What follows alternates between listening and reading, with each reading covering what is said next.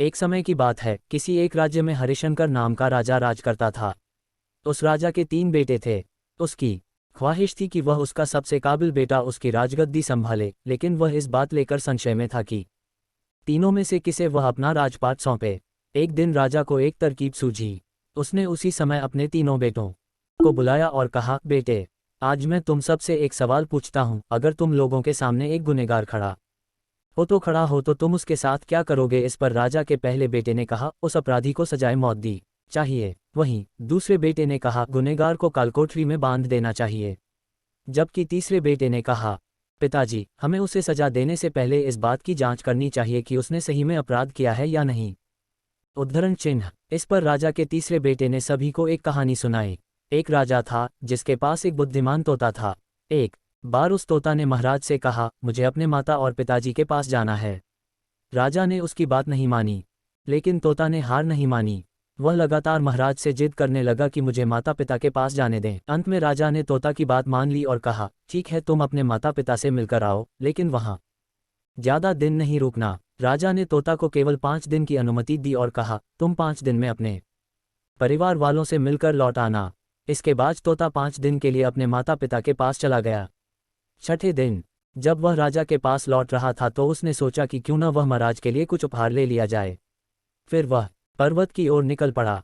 दरअसल वह महाराज के लिए अमृत फल लेना चाहता था। वहां पहुंचते पहुंचते रात हो गई। तोता ने पर्वत पर पहुंचकर फल तो ले लिया, लेकिन रात हो जाने के कारण वह आगे नहीं बढ़ा और वहीं रुक गया। उस रात जब तोता सो रहा था तभी एक सांप वहां भान और उसने राजा के लिए गए अमृत फल को खाने लगा। सांप ने फल को खाया, इस कारण उस फल में जहर फैल गया था। हालांकि तोते को इस बात की भनक तक नहीं थी। अगली सुबह जब वह जगा तो फल लेकर महल की ओर चल पड़ा।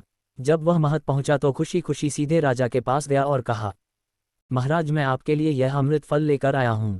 आप इसे खाएंगे तो सदा के लिए अमर हो जाएंगे। यह सुनकर राजा काफी उन्होंने तुरंत उस अमृत फल को खाने के लिए मांगा।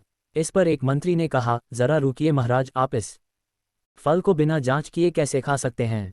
एक बार यह देख तो लीजिए कि तोता द्वारा लाया गया यह अमृत फल सही है या नहीं। राजा उस मंत्री की बात से सहमत हुआ और कहा कि तुरंत इस फल को एक कुत्ते को खिलाया जाए।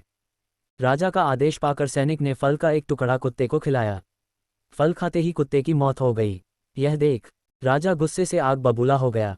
उसने क्रोध में आकर तलवार से तोता के सिर को काट दिया। साथ ही फल को फेंक दिया, पर एक पौधा निकल आया।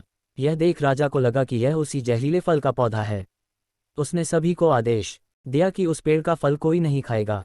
न बाद एक वृद्ध व्यक्ति उस पेड़ के नीचे आराम करने के लिए रुका। उसे भूख भी काफी जोर से लगी थी। उसने उसी पेड़ से फल तोड़ा और खाने लगा। फल खाने के बाद वह बूढ़ा व्यक्ति एकदम से जवान हो गया। राज ने जब यह देखा तो वह आश्चर्यचकित रह गया। उसे समझ आ गया कि वह फल जहरीला नहीं था। उससे बहुत बड़ी गलती हो गई। उसने बिना सच्चाई जाने तोता को मार दिया। इसे लेकर उसे काफी पछतावा हुआ। इसके लिए वह मन ही मन खुद को कोसने लगा। सरे राजकुमार की कहानी खत्म होने के बाद राजा हरिशंकर ने उसे ही अपना उत्तराधिकारी नियुक्त किया। इसके बाद राज्य में जश्न मनाया गया। कहानी से सीख। इस कहानी से हमें यह सीख मिलती है कि हमें कभी भी बिना जांच किए किसी को सजा नहीं देनी चाहिए।